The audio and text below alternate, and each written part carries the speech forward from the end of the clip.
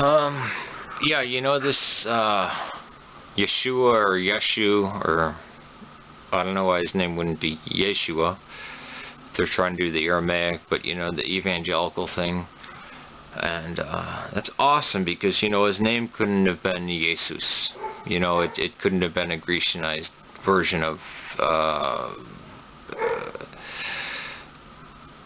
a Hebrew Aramaic name, because none of the early Christians would have had Greek names. I mean, imagine if somebody were to come up to you and say, hey, one of the apostles was named Philip or Alexander.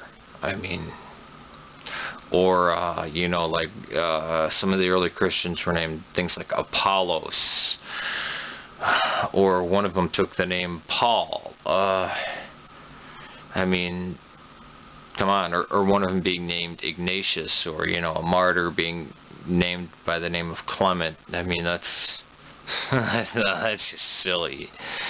So obviously it must be Yeshua, because, and not Yeshua or any other variants of Joshua, because it's not like Hebrew has many forms of the name to express the name Joshua.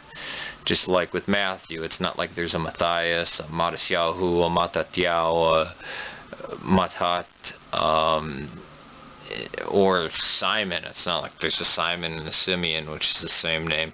It's not like there's any variants on the name Joseph. Like, it's not like, you know, Jesus' brother. It's not like one of his brothers would have been named Joses or Yosei. So I think this Yeshua thing really pans out, you know, and we should call him that instead of Jesus, because obviously none of the early Christians that, you know, would have been of, you know, first century